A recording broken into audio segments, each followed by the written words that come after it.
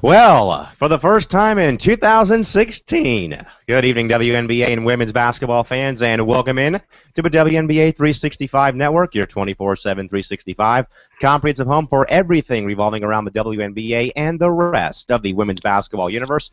Back with you folks after our nice little 2-week holiday and 2015 closeout break, and back with you folks as we get back to work here on WNBA 365 Offseason Central for Monday night, January 4th, 2016. Good evening, folks, alongside, for the time being, glad to be rejoined finally by Eric Nemchuk over in Elmhurst, Illinois, the great writer from today's Fast Break, and, of course, Crystal Thomas up in Los Angeles, and Cal McClure joining you folks here a little bit under the weather this evening from Studio 171 in San Diego.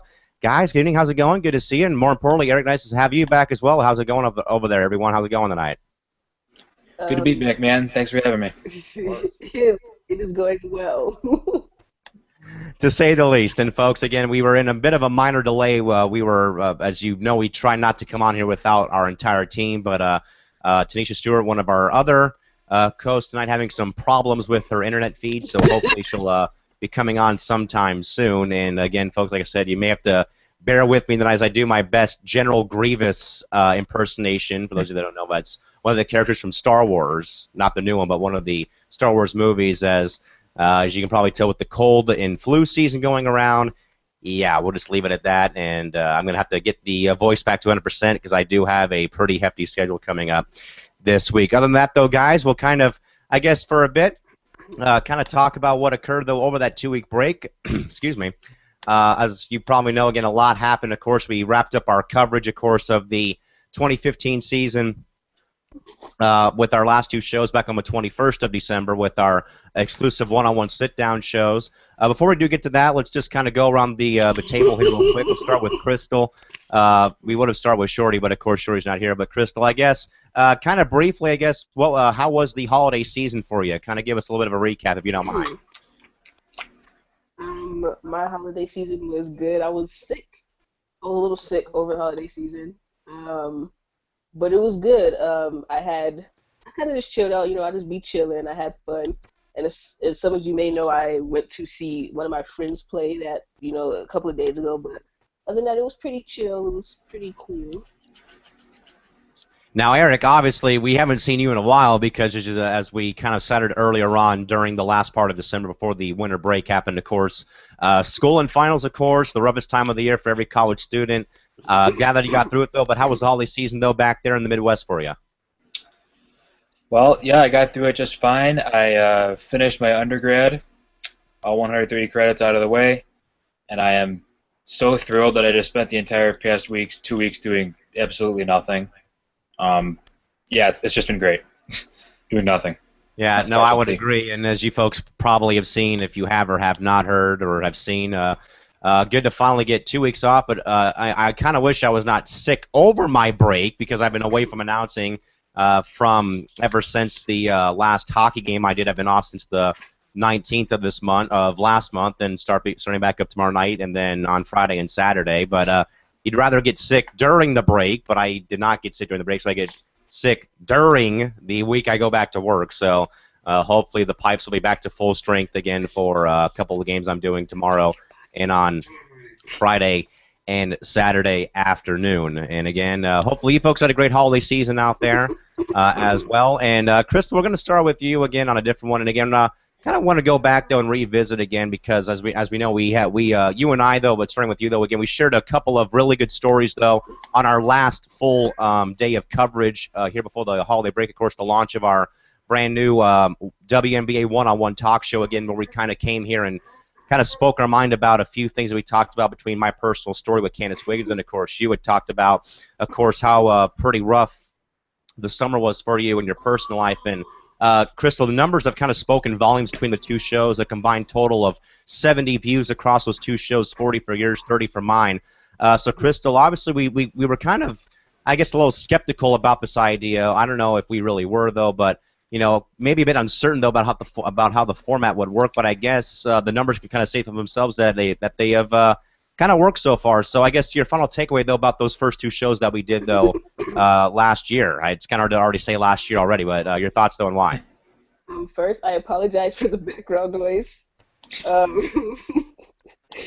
in second. Yeah, I didn't know if the show was gonna do that well, but I mean it's a pretty cool idea, so I'm glad that people gravitated towards the idea. I mean I hope uh, both of those shows get more views, and if we do that in the future, I hope those shows get more views as well.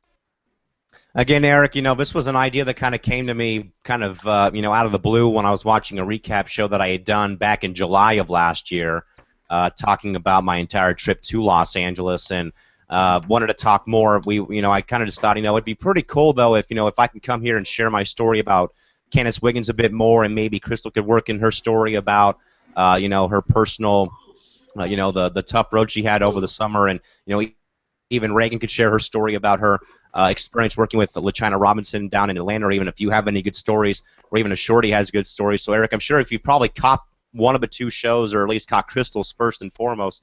Again, 70 views across two shows in a matter of a couple of weeks. I didn't really think it was going to be that much of a big hit. But if you caught Crystal's show at least, your final take about the whole thing and why.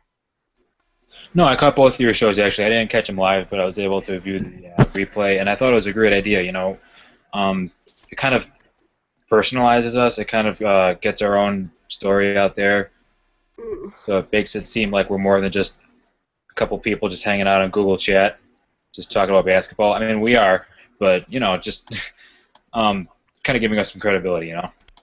Yeah, no, I totally agree 100%. Again, kind of, as I said, this is kind of the personal side to us, other than being the pro side, of course.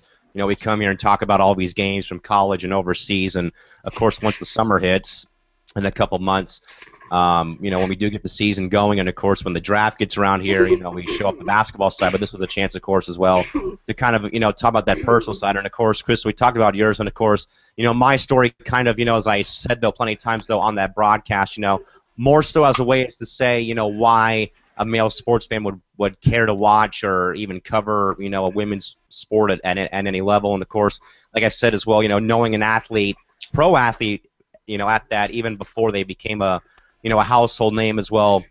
And, now that it's been 12 years now pretty much since I've known Candace and her family, of course, as we know, we've been close. So, of course, you and Shorty were exchanging commentary in the live viewing page at least, and I could not get to all your commentary sadly, but of course, I guess, your final take though about the opening show though, of course, not only about everything I've talked about, of course, about, the fanhood and stuff, but of course, male sports fans actually accepting and watching women's and female sports as well in your mind.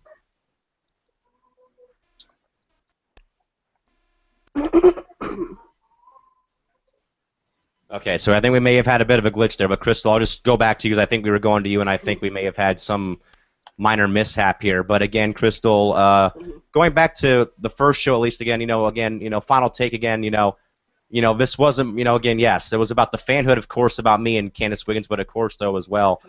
More than that, though, again, also as a reason as to why, though, male sports fans would actually watch and accept watching female sports, though, as well in your mind. Can you please repeat the last part? I had an interruption. I'm sorry. We're all having interruptions over here. But again, Crystal, trying again here. Hopefully, third time's as strong as it normally is. Again, quickly, final take about the opening show at least. Again, again, having it being more than just the personal connection, but again, as a reason though, again, as to why a male sports fan would accept watching and even covering female sports, though, as well in your mind as well. I mean, I think, as far as your story goes, I think it lets people know that it's okay to be a male and actually enjoy female sports. I think some men, it's like a male bravado thing. I think they feel like if they watch women's sports, their manhood's going to get taken away, and that's not the case. I think it's awesome to let you know that you support women's athletics, and I think more men should support women's athletics. So I think that, for one, what is pretty much what your story was about, other than knowing her for the amount of time. I think that's what your story was also about, showing your support for a sport that you watched and a player. Eric, I think you brought it up plenty of times on here. We've talked about this either November of last year or certain other times again, where you've brought up the word Trailblazers, of course, not in relation to the NBA Portland Trailblazers, but kind of in a way though for either future male sports broadcasters, sports writers, or sports fans in general, again, that it is okay for you as a male sports fan to cover the WNBA, the NWSL, the NWHL, or any female sport you want to, whether it's the Olympic Games or even the Olympics or whatever it may be, or the World Cup, whatever it may be. But again, Eric, going back and seeing that again, more so again about this being bigger than the game, but also about it as well being, hey, yes, it's good though, and it is okay for males or male sports fans to watch and accept female sports though as well. Yeah, I honestly don't really see what the big deal is about why so many men don't enjoy female sports, because it's still sports. I mean, it doesn't matter. It doesn't matter who's playing them. Like, I really don't see what the big deal is. I know there's a bit of an inferiority complex among men who don't particularly enjoy or want to enjoy. I think that's a big key. They don't really feel like the female sports are worth their time, maybe. But, I mean, they are. I mean, the fact of the matter is, when these ladies are on the court, they're athletes. They're not women. They're not female athletes. They're just athletes, And that's how I try to view it. And the point I keep driving home is, if you love the game, it shouldn't really matter who's playing. Yeah, no, I think all of us in here agree with that totally, and the entire team would as well with that. But again, folks, hopefully we'll have some more WNBA one-on-one episodes for you in the future. But again, through the couple weeks, I saw the numbers today, at least 70 combined across the two shows, 40 for Crystal's and 30 for mine. So, excuse me, if you have not viewed or checked out those shows, again, you can check them out as well, either on the website on WNBA365.wix.com/WNBA365, or also on the actual page on the YouTube channel, and probably can find it too as well across our Twitter accounts as well. With that, guys, again, not much else occurring in the women's basketball world tonight. Of course, conference play, though, opening up for a lot of teams across the entire country. And, Crystal, I think, though, as well, with a bit of a more story time, of course, you got a chance to go back and see one of your former teammates as well, Jillian Eileen from the University of Oregon, when she was playing up at UCLA over the weekend. I guess, your thoughts, though, about, not only about how she played and how Oregon's been playing, though, but also, I guess kind of also, a catch-22 in regards to me knowing someone before they went pro. I guess before we get to the game and stuff, what does it mean for you, though, knowing someone that's playing, at a pretty good top-tier college program that could be in the WNBA in a couple of months? I mean, I think it's cool. I mean, I mean, I'm kind of used to, I guess, the fame that she has right now, because I've played with her in AAU, and she's still the same person, which is great. She's still the same person she was in AAU. She waited, like, this is an interesting thing. I was just amazed to see how many fans Jill actually had. And she literally sat there and waited and talked to everybody and, took pictures with everybody. And I kind of just waited because I know her. So I was like, let the fans do their thing. That's their time with Jill. So it's just amazing to see how humble she is still. And she's just a great player. I mean, to see and witness her double-double, it was easy. It was pretty much just like her opening up a water bottle. Like, that's how easy the double-double was. And also got to see, another great player in Nyra Field. So it was I would say it was pretty cool just being in that atmosphere. So, Crystal, staying with you, more so with Pac-12 right now, of course, a couple of games today across the docket. We don't have scores in front of us, though, but Crystal, I guess, kind of seeing Oregon, UCLA, and, of course, you've seen Arizona State play very well. Stanford has a pretty rough day at the office after coming off a huge win at U of A just a couple days earlier in the week. So, Crystal, I guess, what is your overall thought, or like an update, I guess, on how you see the Pac-12 right now going on and transpiring? Well, I'm going to start with Oregon since, Jillian Eileen's on the team. Oregon is playing well, but I kind of, in my back of my mind, I kind of knew that once they got to Pac-12, it was going to be kind of different for them because they really didn't play a big major team or a big major opponent yet. But I think they could still do well in the Pac-12. We'll just have to see. UCLA, I think, is going to be a team to watch, a surprise team, even though, for the past couple of years, UCLA has kind of been down in the dumps as far as basketball. But I expect them to be at top of the Pac-12. Arizona State, they're playing great basketball. I think they could really do something. USC, Cynthia Cooper has them playing amazing basketball as always. Um, Oregon State, I can see them kind of probably possibly slipping. They're like one of the least unathletic teams in the Pac-12, and I think for the Pac-12 that might hurt them for a little bit. As of right now, they've been doing okay, but we'll see how that goes. Um, Stanford is Stanford. I really can't say much about that. I know I'm missing some teams. I'm having a brain withdrawal right now, but the Pac-12 is for women's basketball is going to be a really, really, really interesting conference. Folks, we'll get to some of the scores right now across your top 25 today. Number 12, Tennessee over number 20, Mizzou 71-55. By the way, that ASU-Stanford game finished 49-31 Sun Devils. The Cardinal failed to score double digits in all 4 quarters in the game this evening. Other finals tonight, UCLA 71-51 over Oregon State, and Arizona got past Cal 57-52. So predominantly one SEC game, and the rest of the games today, Pac-12 action across your top 25 women's scoreboard. So Eric, I know that you've been away for a while, but you've still been able to catch up on a lot of games going on either in the Big Ten or just across the basketball world in general. So Eric, how about your thoughts on some of the games that you've probably seen, or any players that have probably stood up there in your mind as well? Oh man, that's a pretty open question. I could talk about that for hours. I was kind of approaching this college season as looking for WNBA draft prospects, so mostly seniors, mostly the standout seniors. But man, once conference play starts, as far as I'm concerned, they're all must-see games because, like you saw in the Pac-12 today, I mean, you got an upset in ASU over Stanford. I don't think anybody saw that coming. You had UCLA just blow out Oregon State on their home court. That game was a lot of fun. That was a big statement game by UCLA, I think. Again, Oregon versus USC was close. It's always a joy to watch Jillian Aileen play. And then even before conference play even started, I think it was UCLA versus Cal, I believe, when it went into overtime.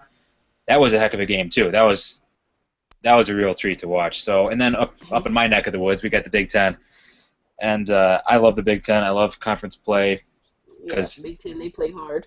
Yeah, they do, and it's great because you got the level of competition is pretty. There's a lot of parity there, and the teams know each other, the players know each other. The fans get to know the players, and it's just really competitive for a few months, and I just really love watching it. Yeah, no, I mean, there's been so much basketball on to digest over the winter break, and even now as we do roll into conference play, so much going on. We have one quick comment in our chat box from Stephen Rice who says, he writes in saying Eileen equals lottery pick, so perhaps a top 4. So, of course, Crystal, that begs the question again. Obviously, Seattle will probably more than likely take Breanna Stewart number 1 overall, but other than that, where would Eileen possibly fall 2 through 4 perhaps in that pecking order perhaps? What do you think and why? Well, one thing, and this has been Jill, since AAU. I can say this. Jill's gonna have to put a little bit of muscle on her, which is one thing. She's fairly small for a forward, 6'3". Her knack for rebounding is amazing. She's in the right spot at the right time. But when you go against girls like Courtney Paris or like Rebecca Brunson or players like that who have a little bit more meat to her, she's gonna have to put a little weight on as far as that. But as far as her going 2 to 3, I don't know. It's open. I have no idea. I don't know. It's gonna be pretty interesting. It's gonna be interesting to see where she ends up. But wherever she ends up, I think she'll do well. Eric, what do you think? Obviously, perhaps right now, again, you can kind of pencil in Stewart to Seattle 1 overall. So perhaps where would Jill possibly fall? 2, 3, or maybe even 4 to round up the top 4 lottery picks for the 2016 draft. What do you think and why? Ooh, okay. This is a lot of fun. I like speculating about the draft. She's a lottery talent. There's no doubt about it. And if she keeps posting these monster double doubles, like they're not even iffy double doubles. They're 20 and 10 every night. They're easy too. Easy. Yeah, just the ease at which she gets, 25 and 15 at least every single night. I would say the problem is you have to look at the teams in the lottery and what they need. it's not usually a good idea to draft strictly for need when you're in the lottery. Like, for example, the San Antonio Stars, they need, like, everything right now. Yeah, So, that's true.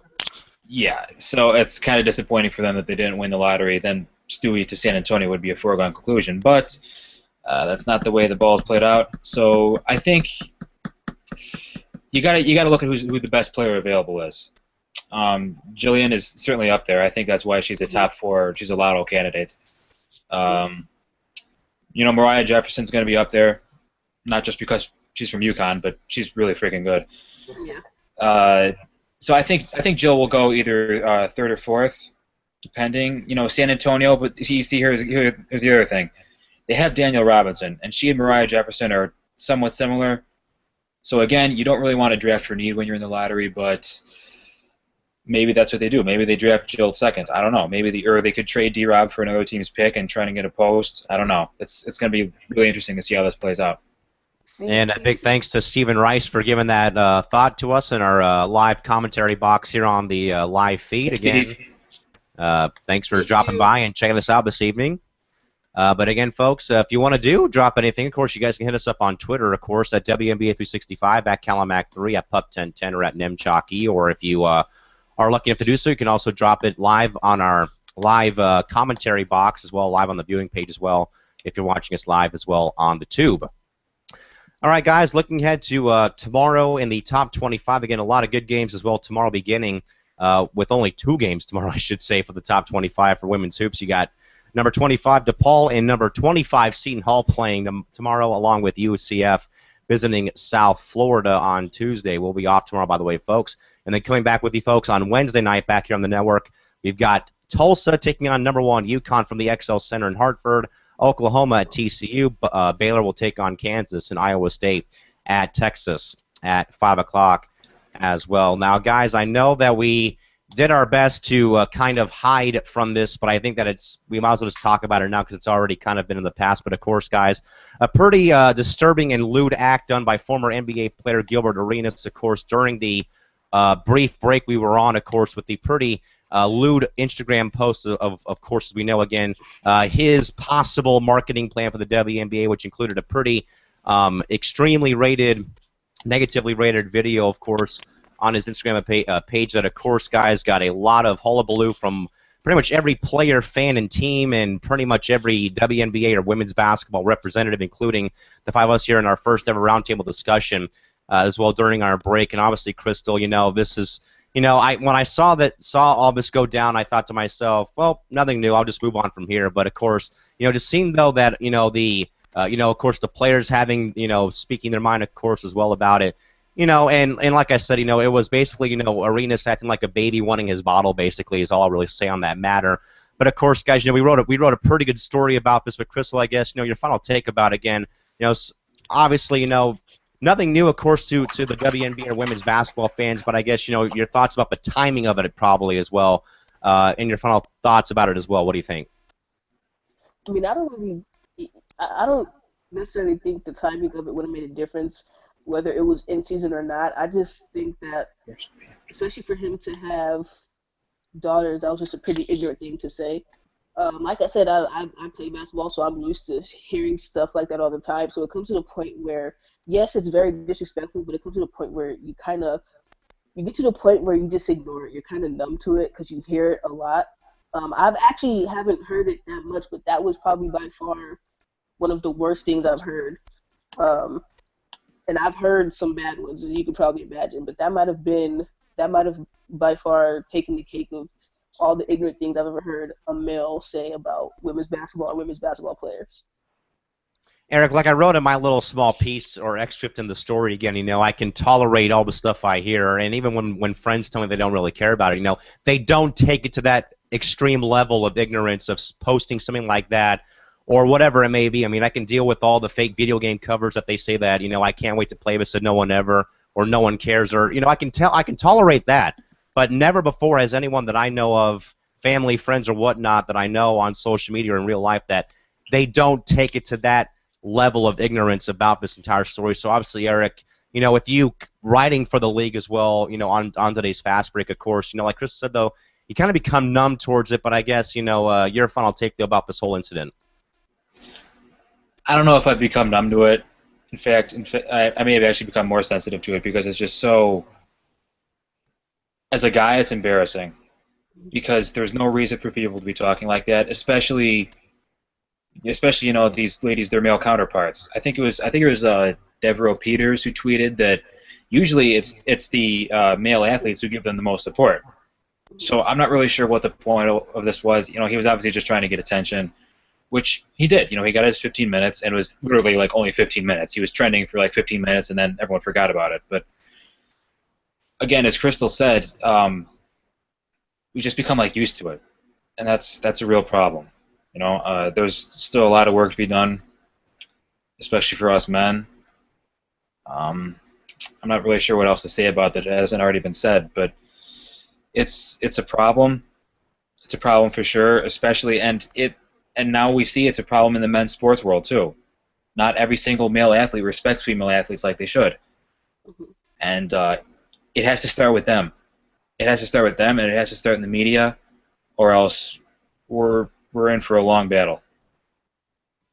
Crystal, your thoughts though about seeing the players and some of the the people that work for the league, whether it was all of us or the players, even teams, I guess, even also giving their your reaction to how the women's basketball universe responded to Mr. Arenas' lewd acts. Well, one thing for sure is they all came together and as a unit, which was great. They all came together as a unit and spoke of their disdain about it. And I don't know if anybody else knows out there, the women's basketball world is a very small world. And what I mean by that is, you meet people and you meet players and coaches all the time, and then years can go by and you realize that, oh, I've actually known you before, and this, that, and the other, and you never know who people know. Like, you can run into somebody who knows this player that you never knew this player, and I think that the fact that everyone in the women's basketball community came together and shut it down, now that you know that there's a lot of support out there, and that's what we need to be talking about, is the support for each other and the support of the game, instead of a person like what pretty much, except for what Gilbert Arenas said and stuff like that. Eric, I'm gonna kind of throw back a little bit to John Ireland and Mark Willard, two guys that I know that work for the Lakers or work for the LA media, because I went to their workshop up in LA back in November when we had that blunder of a show that we did from my hotel room. And I remember John Ireland saying during a Lakers top 10 countdown on Time Warner Cable Sportsnet down here that whenever any type of big move happened with the Lakers, whether it was Shaq or whatever it may have been, that the phone lights for the guest call-in would be going bananas before the show would even start. And John Ireland also said that whenever something like that would happen or happens, that it's like a messenger going to each different little teepee in an Indian village. That's kind of what I would kind of describe seeing the women's basketball landscape and the family kind of come together at this pretty big time. So Eric, I guess we had Ivory Lotta, we had Swin Cash, Elena Deladon, Candace Parker, some of the notable names that made their voices heard on social media about Gilbert Arenas' lewd post. So Eric, seeing that though, I guess your thoughts about their reaction and how they handled the situation. 2 points I want to make here. First of all, I see we have another comment in the chat. Space Junkie, he says, test. I see you, man. Your test is successful. Good job. And also, Stephen Rice says, first Pac-12. I'm not really sure what that means. I think he means Jillian Aileen's going to be the first Pac-12 player chosen in the draft, and I agree. I agree at this point. Okay, so, but back on topic.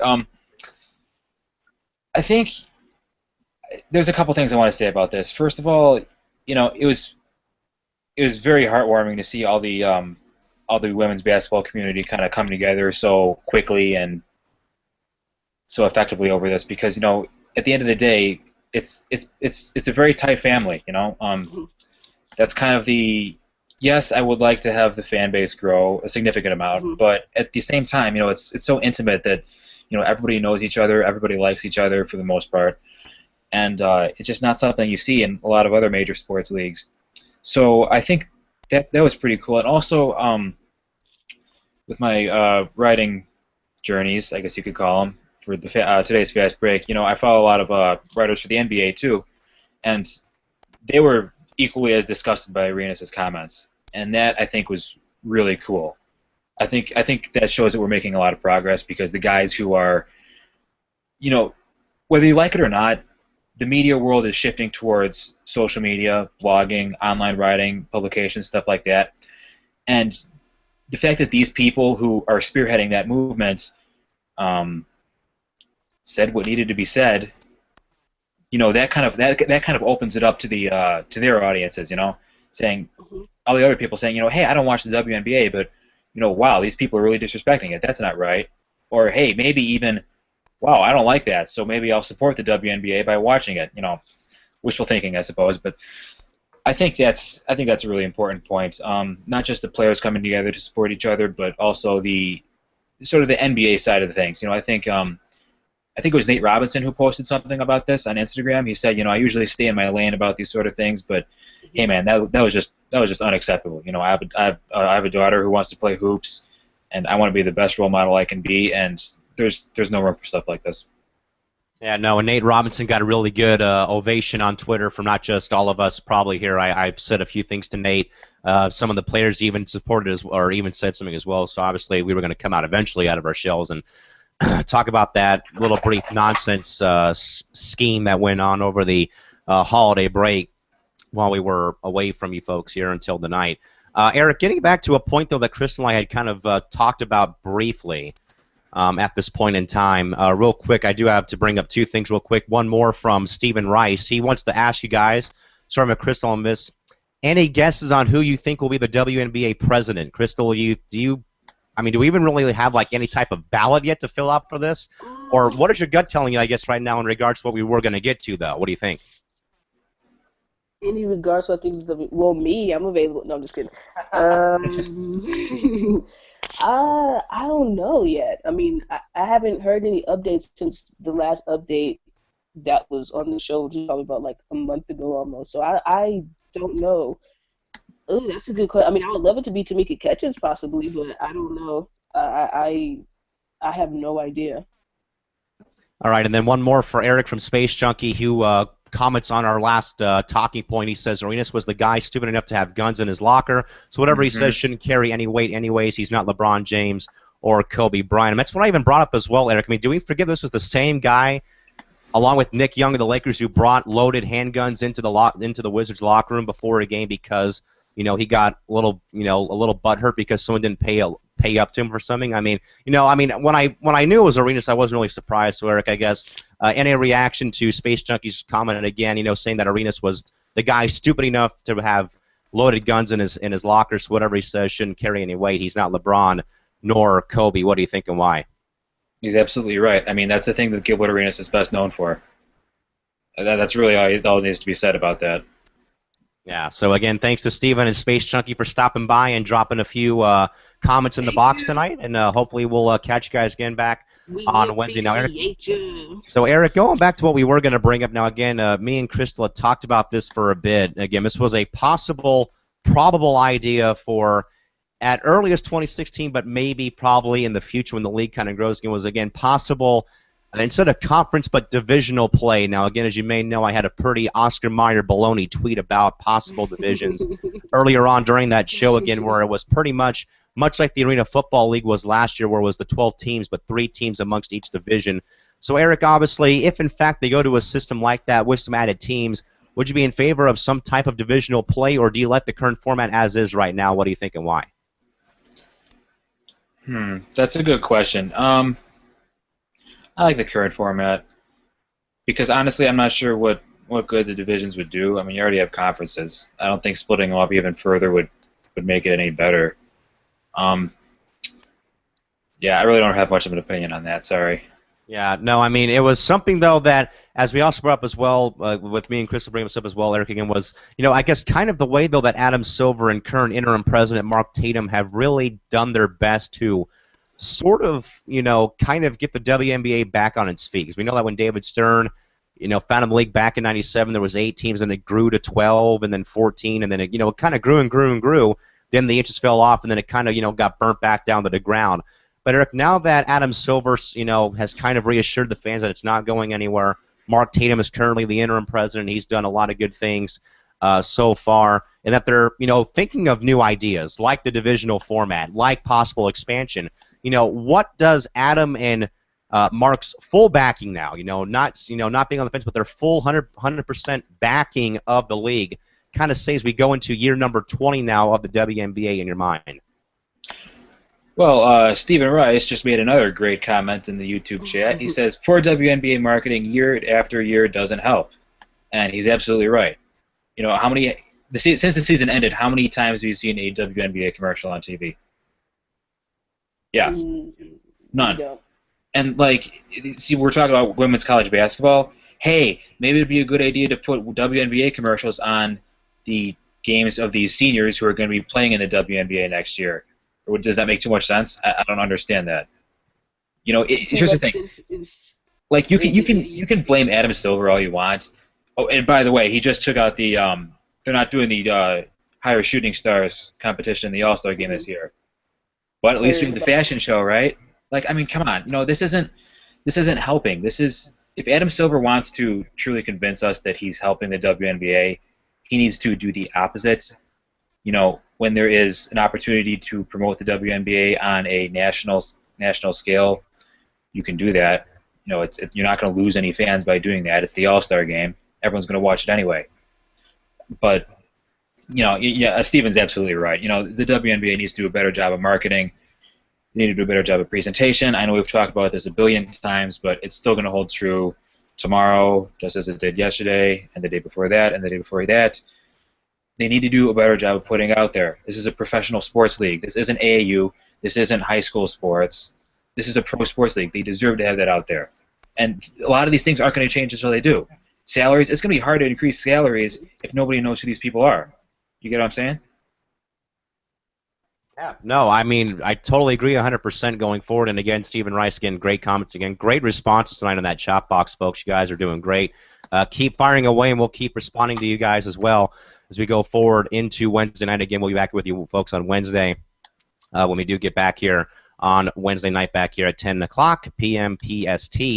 Hopefully we'll have our entire group back as well. But Eric as well, so again, obviously we know that, yes, Adam Silver is probably, even burnt more bridges, of course, with them canceling the Shooting Stars competition at the All-Star game in Toronto this year, we should mention for the NBA as well, coming up later on in late January for later on this month as well. But Erica, so aside from that, of course, this is the 20th season already of the WNBA, longest running professional women's sports league in spite of what it has gone through, what it continues to go through as well. So Eric, Crystal and Shorty and myself had a bit of a suggestion box kind of what you would like to see for the WNBA, for them to do event-wise, I guess, in between the season. We know, though, of course, it is an Olympic year, so there's no All-Star game for the season. But what type of events or what type of celebrations, should go on in your mind for, again, the 20th season of the WNBA in your mind? 20th season. Well, let's see here. Yeah, no All-Star game really hurts. Because I was thinking, what I was going to say is you could expand the All-Star game a little bit. Bring back the three-point contest, bring back the skills competition, because that's what people want to see. That's what I want to see. That's what fans of the league want to see, I would think. They're named All-Stars. Give them a chance to show their stuff. The NBA has it. Why not the WNBA? What's the problem there? But, of course, the Olympics get in the way again, as always. So I think each team needs to do something of their own little, I don't know how to put this, but each team needs to do something maybe about their own history just to show, hey, we're still here.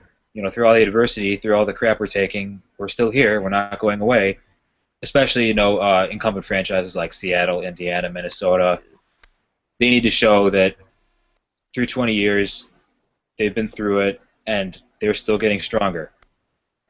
Apart from that, gosh, I'm not really that creative, so it's kind of tough to put me on the spot about things like this. Yeah, I really liked the 15-year anniversary, how they had the top 15 players of all time as voted on by the fans, I believe it was. Um, I wouldn't be opposed to having that again, but it's already been done, so I don't know, maybe just like a top 20 moments in WNBA history, top 20 coaches, top 20 players, whatever. Just something celebrating the fact that this is the longest running women's sports league in U.S. history, celebrating the fact that despite what people may want, it is going to be around next year and the next year and the next year because it's already been done. We're over the hump already. We just need to keep going. So yeah, I think another important thing is don't forget the franchises that have folded. Houston Comets, Sacramento Monarchs, et cetera, et cetera. Because even though they're not with us anymore, it's still really important because it's a part of league history. That's 5 championships right there. So even though they folded, you need to acknowledge them as well. Acknowledge the greats of the late 90s and the early 2000s, like Tina Thompson, Lisa Leslie, Cheryl Swoops, so on and so forth. Dawn Staley. Dawn Staley, can't forget about her.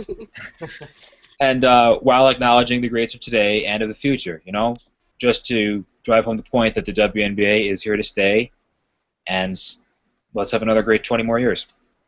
Yeah, pretty much I would agree. Now, Eric, if I'm not mistaken, this was the Chicago Sky's 10th season in Chicago since they became the expansion franchise back in 2005 or 2006 in that matter. Eric, were there any kind of special events at All-State this year that you can recall that you had gone to, either player meet and greets or team meet and greets, or any type of either promotional nights that they probably did for their 10th anniversary? Yeah, they did a lot of stuff. There was this whole 10 for our town sort of thing, just sort of celebrating the 10th year of the WNBA being in Chicago. They did a top 10 player countdown where the fans were allowed to vote in the top 10 players in Sky history. Obviously, you can probably guess who was number one. Elena Del Don, huh? Yeah, it was a real tough one. It was very close. Or so I hear. And they Dominique Canty. And they really doubled down on their efforts to get out in the community. They did this promotion called Dribble On. They did a lot of stuff for the community, children's hospitals, stuff like that. Atlanta is very big on that, as you all probably know. They really did a great job. I don't think there was any really specific player meet or team meet and greets beyond the usual season ticket holder sort of thing, but the 10 for our town, that was everywhere. Pretty sure that was a slogan for this season actually. So, excuse me. There was, and I think there was something taken out. There was a page taken out in the Red Eye, the newspaper, celebrating the 10th anniversary. I'm not sure about that because I don't read the newspaper. So someone's gonna have to clarify that for me. But yes, they definitely did. They definitely knew it was their 10th year anniversary. They definitely did something about it. So I'm proud of them for knowing it and doing something about it, because that sometimes is a problem for them. So we're getting better. Yeah, we're all getting better day by day, week by week, and month by month, basically. Now, Crystal, going to you, and of course, as we know, we are in the month of January, Crystal. For us folks out here on the West Coast, 2 years ago was very uncertain on this date. Last year was when the fan petition for the Sparks campaign to save that franchise, that of course went down in flames on New Year's Day 2014, of course.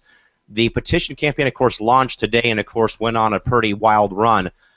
Crystal, if you can go back, I mean, it's been 2 years now. It's been, way too long now. If you can kind of go back to that time when you kind of heard the rumblings and then, the Twitter commentary of Shorty and a few of our other friends kind of flipping out about the entire, getting hit by a garbage truck about the Sparks possibly folding or leaving because of the ownership leaving the team in the dust.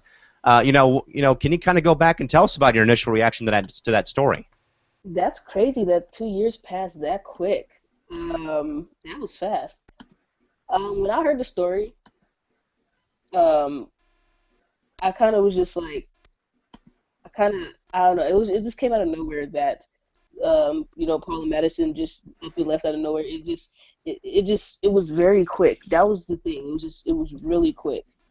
But at the same time, deep down inside, I wasn't really. I kind of knew we would be okay. I don't know what it was. I just felt that the LA Sparks organization was going to still be there. I felt like nothing was going to happen, and nothing did happen. So I guess my gut feeling was correct. But it was quick. I mean, it was just weird. And one thing you hear, all the staff members were laid off, and then you hear that we don't have an owner. It was just weird. I mean, that's the only thing I could describe. But it was just a very, very, very weird situation, and it was quick how it happened.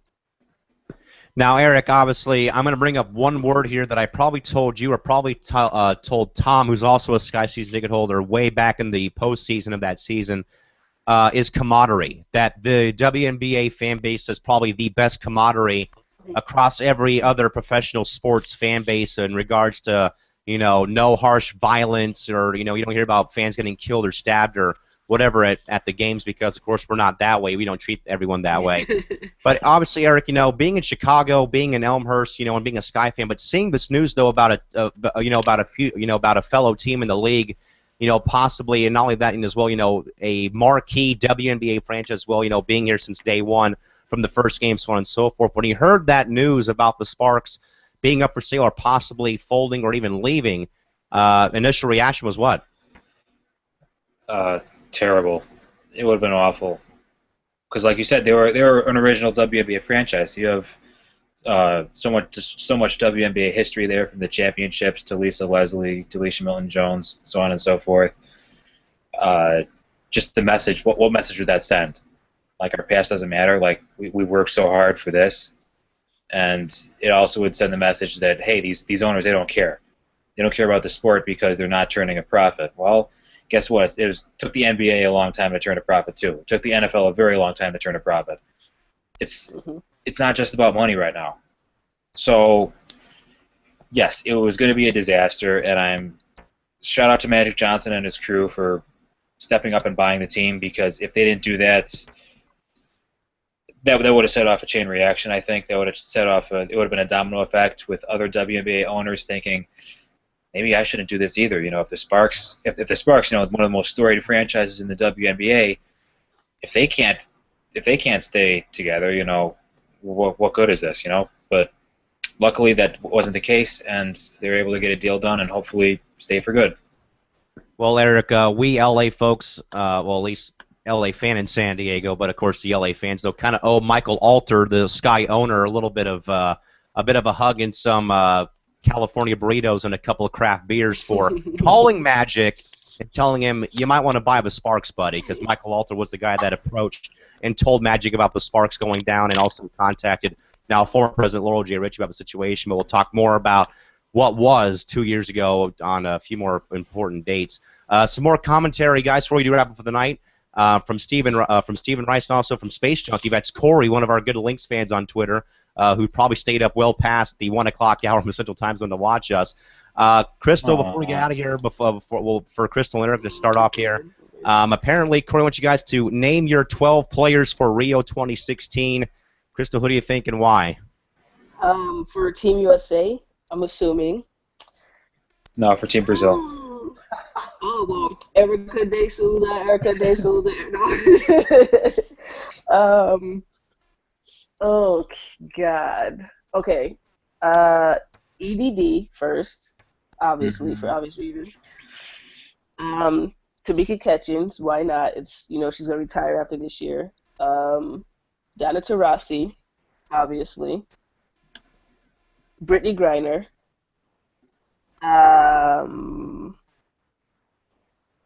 I need some more guards in there. Jeez.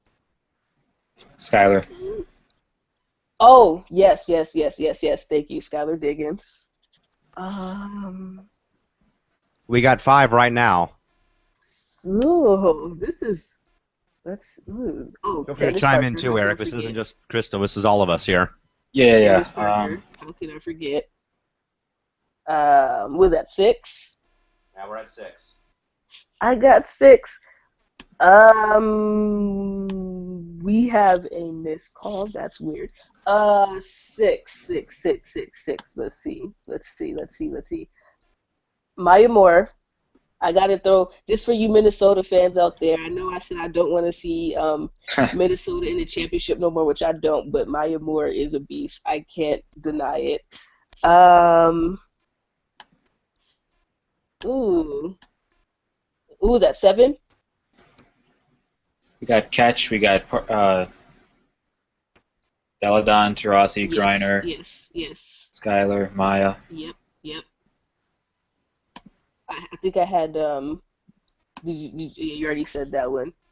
All Oh, right, it's a little geez. easier just to write it down. Let's see. All right. Can I just say who I have? Yeah, go ahead. All right. Catchings, Parker, Deladon, Taurasi, Griner, McCautry, Oh, Brianna yeah, how could I Stewart. forget Angel? Brianna Stewart, obviously, because in the chat, Steve Rice specified the 12 that Gino wants. Yeah. Pretty much, he's we know right. he's gonna want. He's gonna want Stewie on there. Skylar Diggins, I forgot about Whalen, Stewie. Maya Moore, probably Sue Bird. He's probably gonna want Sue Bird on there too. And give me some NECA. I want to see NECA Agumake on there.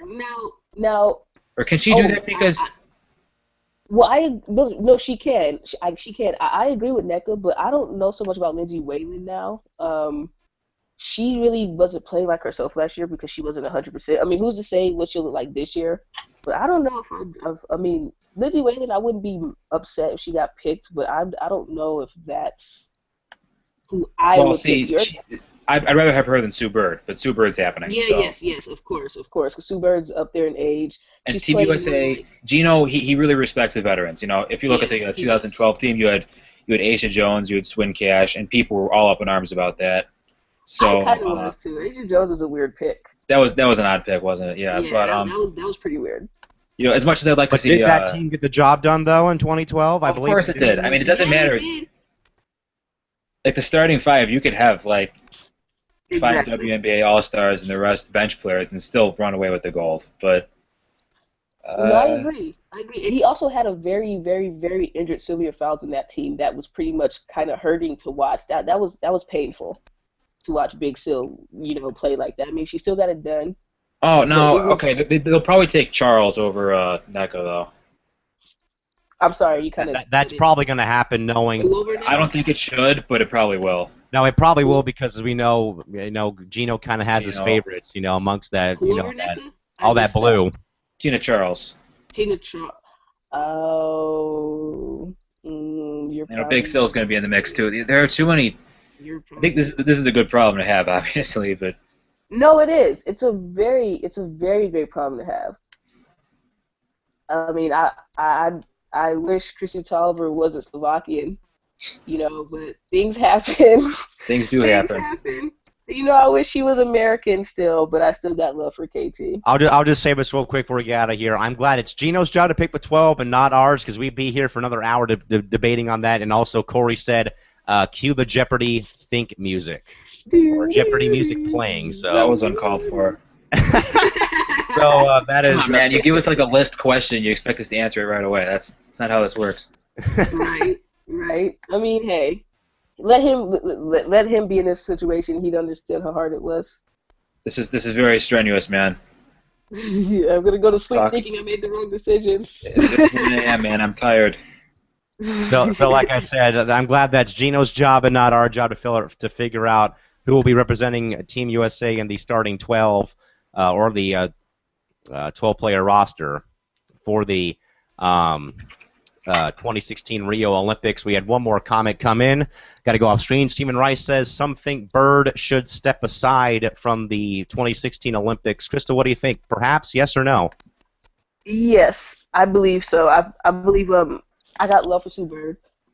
Sue Bird's possibly on her way out soon. I feel like that spot could go to someone who's a lot younger, probably a lot more physically able. Not saying Sue Bird's not physically able, but I mean, Sue Bird, she's getting up there in age, along with a couple of other players like Simona Augustus, which is why I left her off of that list, simply because Simona Augustus probably doesn't have that many years left to play, and I think Sue Bird should be left off the list, but you know she probably won't be, unfortunately. Well, it's not an unfortunate thing, but I don't mean unfortunate as like, oh, Sue I just mean as far as, I don't want nobody to jump in my mentions and beat me up over Sue That's not what I mean. I'm just saying I think, unfortunately for her age, I don't think it worked very well. Eric, what do you think? Steven says that he thinks Bird should probably step aside. I think she's probably going to after 2016. But what do you think, though, and why? No, yeah, I totally think she should step aside because if you've got both her and Waylon and then Taurasi on the roster, that's kind of pushing it, I think. I mean, they all deserve it. This is with Team USA, you can afford to have a career achievement sort of thing. But I think in the past, in the 2014, I believe it was, championships, you saw Odyssey Sims and who else? Who else was on that team? Yes. I know Sims was on that team. Stu was on that team. Oh, he's gonna have a challenge. He might want Mariah Jefferson on there too. That was weird. You replace the old UConn player with the new UConn player, So, boy, it's a shame there's only 12 roster spots, right? I know, right? But yes, I definitely agree that this is going to be her swan song. Swan song. That was not intentional. I thought of that when I was saying, I was like, oh, for swan. I see what you did there. Okay, I'll stop talking now. That was very good. I was gonna say, Eric, it was gonna be about as bad as those Dallas Wing losing headlines across all the WNBA and blog sites. I'm not looking forward to that. That's gonna be bad. But with that, folks, we'll stop while we are ahead. We will call it a night right here, folks. We again glad to be back with you folks, and of course glad to have a couple of the puzzle pieces back in the fray. We hope to have the entire starting five back on Wednesday night when we do come back on Wednesday. See you then. Until then, folks, have a safe night. Drive home safely. Thanks for stopping by and joining us. And also a shout-out to Stephen Rice and Corey for stopping by into the chat box tonight. And, gentlemen, hopefully you guys can come on back and see us again on Wednesday. Until then, folks, have a safe night. Drive home safely. Thanks for stopping by and joining us, and good night. This has been the WNBA 365 Network. We'll be back with you folks here on Wednesday. Take care. Bye-bye.